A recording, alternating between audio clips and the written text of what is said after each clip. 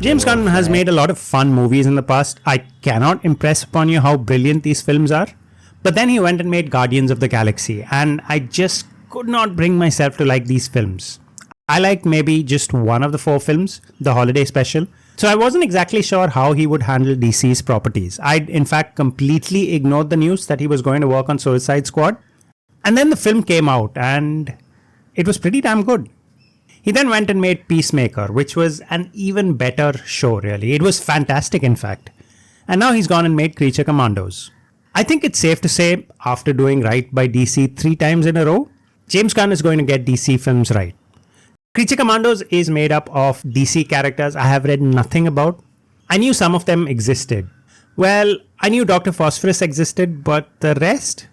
Who the heck is Weasel? Or Nina? Or G.I. Robot?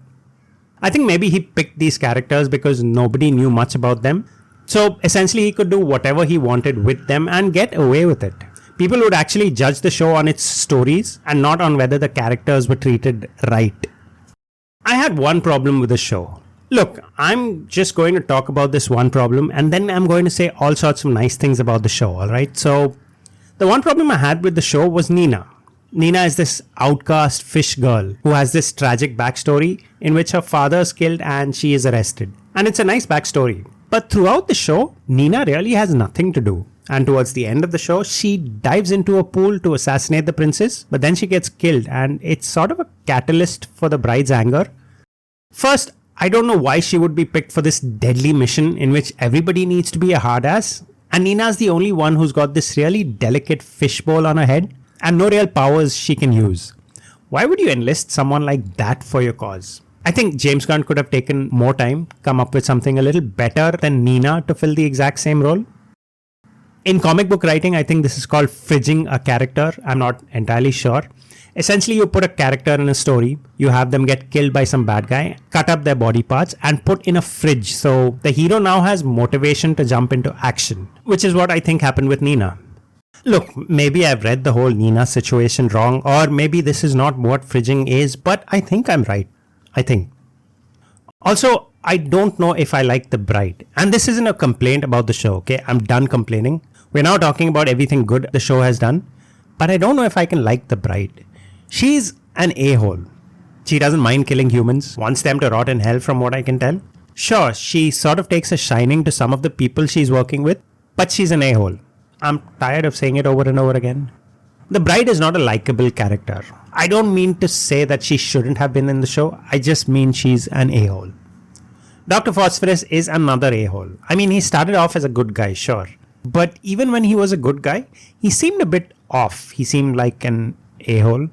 And then he transformed into an actual a-hole. And sure, he's had some redeeming moments in the show, but really a-hole. And unlike the bride, I loved Phosphorus. You have Frankenstein's monster, or Frankenstein, I guess that's what they call him in the show, who's part of the Creature Commandos in the comics, but here he's more like a lateral team member, doing things for his own reasons and helping out Rick Flag, and he's not a great character. He's completely nuts and very evil. Which is what Creature Commandos is. It's a team of bad guys, truly evil people, and it's hard to like these people really. They're doing these things, sure, but if they had a choice, they'd be doing some really bad things.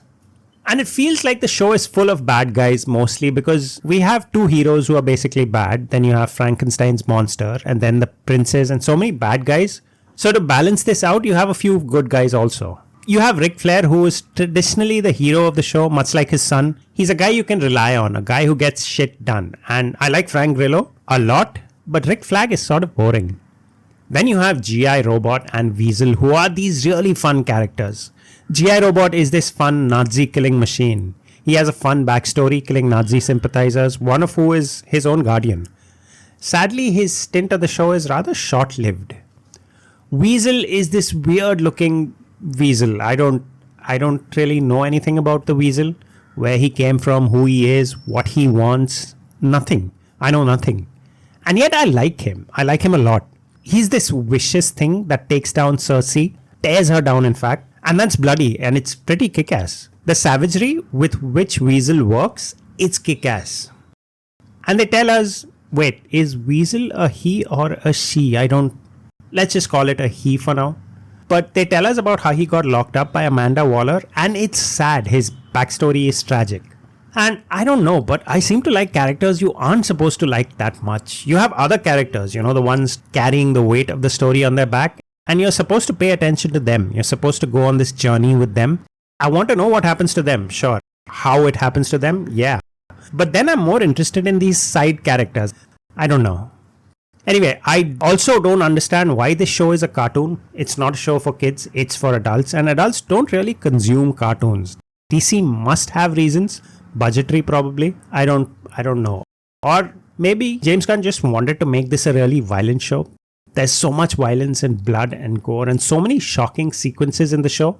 So it becomes pretty obvious why they couldn't do a live action thing. Then again, Peacemaker was pretty violent as well. You know what? It doesn't matter. I'm not going to waste any more time on this. If Creature Commandos returns for a second season, and it looks like it will, it'll be very interesting to see G.I. Robot, Weasel, and King Shark interact with each other. And when I say interesting, I mean lots and lots of fun. Alright, that's all I have to say about Creature Commandos, and that's the end of this video. Don't forget to like, share, and subscribe to the Gutter Space. I will see you next time.